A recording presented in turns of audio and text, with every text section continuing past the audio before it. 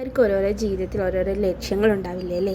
അപ്പോൾ എല്ലാവർക്കും ഇന്ന് എന്നും എപ്പോഴും നിങ്ങളുടെ ലക്ഷ്യത്തിലെത്താൻ പറ്റട്ടെ. അപ്പോൾ ഇന്നൊരു ചെറിയൊരു ഈവനിങ് വ്ളോഗാണ് കേട്ടോ. അപ്പോൾ വൈകുന്നേരത്തെ എടുത്ത് കുറച്ച് കാഴ്ചകളാണ്. അപ്പോൾ ഈ മയിൽ പീലി വിടർത്തുന്നു. കുറച്ച് റോഡിലാണെങ്കിൽ അതിൻ്റെ ഫുൾ വീഡിയോ എടുക്കാൻ പറ്റുമായിരുന്നു. ഇതിപ്പോൾ മച്ചുമേലെ ഇരുന്നിട്ടാണ് കേട്ടോ മയിൽ ഇതേപോലെ പീലി വിടർത്തി ആടുന്നത്. അതുകൊണ്ട് ഫുൾ വീഡിയോ എനിക്ക് എടുക്കാൻ പറ്റിയിട്ടില്ലായിരുന്നു. ഹായ് ഫ്രണ്ട്സ്, അപ്പോൾ ഇന്ന് നമ്മൾ ഈവനിങ് ചപ്പാത്തിയാണ് കേട്ടോ ഉണ്ടാക്കുന്നത്. ചപ്പാത്തിക്ക് ഒരു കടലക്കറിയാണ് കേട്ടോ. അപ്പോൾ ഒരു വെറൈറ്റി ആയിട്ടാണ് ഞാൻ കടലക്കറി ഉണ്ടാക്കുന്നത്. അത് എങ്ങനെയാണ് ഉണ്ടാക്കുന്നതെന്ന് നോക്കാം. അപ്പോൾ ഇതാണ് കേട്ടോ എൻ്റെ കിച്ചൺ. അപ്പോൾ നമുക്ക് ഫസ്റ്റ് കടലക്കറി ഉണ്ടാക്കാം. കടലക്കറി വെക്കാൻ ഞാൻ കടല രാവിലെ തന്നെ കഴുകി വെച്ചതാണ് കേട്ടോ. രാവിലെ തന്നെ കഴുകി പൊതിർത്ത് വെച്ചിട്ട് അത് വൈകുന്നേരം ആകുമ്പോൾ നല്ല ഉപ്പിട്ടിട്ട് നന്നായിട്ടൊന്ന് വേവിച്ച് വെച്ച കടലയാണിത്. അപ്പോൾ ഈ കടല കൊണ്ടാണ് ഇന്ന് സൂപ്പറായിട്ട് കടലക്കറി ഉണ്ടാക്കാൻ പോകുന്നത്. ഈ ബോക്സിൽ എന്താണെന്ന് ചെറിയ തുറന്നു നോക്കാം.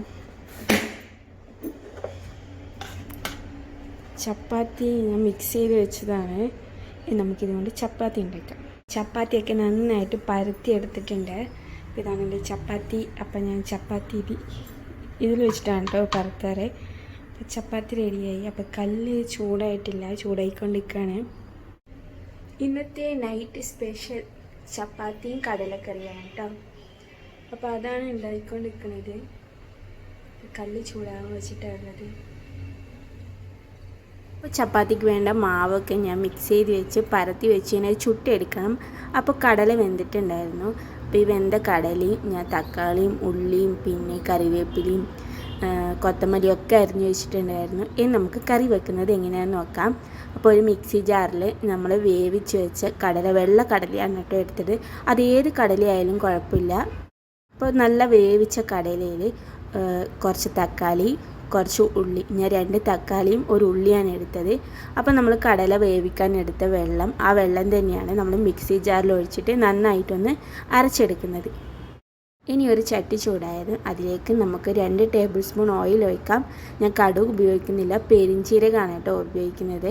അപ്പോൾ കടുക് ഉപയോഗിക്കുന്നവർക്ക് കടുക് ഉപയോഗിക്കാം. പെരിഞ്ചീരകമാകുമ്പോൾ ടേസ്റ്റ് കുറച്ച് ഡിഫറെൻ്റ് ആവും കേട്ടോ. അപ്പോൾ അതിന് വേണ്ടിയിട്ടാണ് ഞാൻ പെരിഞ്ചീരകം എടുത്തത്. ഇനി കുറച്ച് കറിവേപ്പില ഇട്ടിട്ട് നന്നായിട്ടൊന്ന് മൂപ്പിച്ചെടുക്കാം. ഇനി ഇതിലേക്ക് നമ്മൾ വേവിച്ച കുറച്ച് കടല അതും കൂടി ചേർത്ത് നന്നായിട്ടൊന്ന് മിക്സ് ചെയ്തെടുക്കാം. അപ്പോൾ കുറച്ച് നന്നായിട്ട് മിക്സ് ചെയ്തതിന് ശേഷം ഒരു 1/4 ടേബിൾ സ്പൂൺ മഞ്ഞൾപ്പൊടി, 1/4 ടേബിൾ സ്പൂൺ മഞ്ഞൾപ്പൊടി ചേർത്തതിന് ശേഷം ഇതിലേക്ക് ഒരു ടേബിൾ സ്പൂൺ ചിക്കൻ മസാലയും കൂടി ചേർത്ത് നന്നായിട്ടൊന്ന് മിക്സ് ചെയ്തെടുക്കാം. അപ്പോൾ ഈ രണ്ടിൻ്റെയും പച്ചമണമൊക്കെ മാറുന്ന വരെ നമുക്ക് നന്നായിട്ടൊന്ന് മിക്സ് ചെയ്തെടുക്കണം. അപ്പോൾ കറിക്കൊരു ചെറുതായിട്ടൊരു ബ്രൗൺ നിറമൊക്കെ വരും കേട്ടോ ഇതിൻ്റെ. അപ്പോൾ ഇത് നന്നായിട്ടൊന്ന് മൂപ്പിച്ചെടുക്കാം. അപ്പോൾ ഇതാണ് കേട്ടോ എൻ്റെ അഞ്ചരപ്പെട്ടി. നേരത്തെ വേവിച്ച കടലയായതുകൊണ്ട് നമുക്ക് അധികം ഒന്നും കറി ഉണ്ടാക്കാൻ വേണ്ടി സമയമെടുക്കില്ല. പെട്ടെന്ന് തന്നെ ഉണ്ടാക്കിയെടുക്കാൻ പറ്റുന്ന ഒരു കറിയാണ് കേട്ടോ. അപ്പോൾ കുറച്ച് നന്നായിട്ടൊന്ന് ഇളക്കി കൊടുക്കാം. അപ്പോൾ എല്ലാത്തിൻ്റെയും പച്ചമണമൊക്കെ മാറിയിട്ടുണ്ട്. ഇനി ഇതിലേക്ക് നമ്മൾ അരച്ച് വെച്ച കടലയും തക്കാളിയും വെങ്കായവും ഒക്കെ നമ്മൾ അരച്ച് വെച്ചിട്ടുണ്ടായിരുന്നു. അതാണ് കേട്ടോ ഇനി ചേർത്ത് കൊടുക്കേണ്ടത്. അപ്പോൾ മല്ലിയില ലാസ്റ്റാണ് ചേർത്ത് കൊടുക്കുക. ഇനി നമുക്ക് അരച്ച് വെച്ച ചേരുവും കൂടി ഇതിലേക്ക് ഒഴിച്ചു കൊടുക്കാം. അരച്ച് വെച്ച് ഇതും കൂടി നന്നായിട്ട് ഒഴിച്ചു കൊടുക്കുക. അപ്പോൾ കറി കുറച്ച് കട്ടിയിലാണ് കേട്ടോ ഉണ്ടാക്കുന്നത്. അപ്പോൾ നല്ലൊരു തിക്കായിട്ടുള്ള കറിയാണ്. അപ്പോൾ വീണ്ടും ഇതിലേക്ക് ഒരു 1/4 ടേബിൾ സ്പൂൺ കൂടി ചിക്കൻ മസാല ചേർത്തിട്ടുണ്ട്. അപ്പോൾ വീണ്ടും നന്നായിട്ടൊന്ന് മിക്സ് ചെയ്ത് കൊടുക്കുന്നുണ്ട്. ചിക്കൻ മസാലയൊന്നും കട്ട പിടിക്കാതെ നന്നായിട്ട് മിക്സ് ചെയ്തെടുക്കുക. അപ്പോൾ ഞാൻ ചപ്പാത്തിയൊക്കെ ചുട്ട് ഹാട്ട് ബോക്സിലൊക്കെ വെച്ചിട്ടുണ്ട്. അപ്പോൾ ഇതാണ് കേട്ടോ എൻ്റെ ചപ്പാത്തി. അപ്പോൾ ചപ്പാത്തിയും റെഡിയായി. കറി ഇപ്പോൾ തിളച്ചതുകൊണ്ട് നമ്മൾ കറിയും റെഡിയാവും. അപ്പോൾ കുറച്ച് ഉപ്പും കൂടി ചേർത്ത് കൊടുക്കുക. അപ്പോൾ കറിയൊക്കെ നന്നായി തിളച്ച് വന്നിട്ടുണ്ട്. ഇനി ഇതിലേക്ക് നമുക്ക് മല്ലിയിലയാണ് കേട്ടോ ചേർത്ത് കൊടുക്കേണ്ടത്.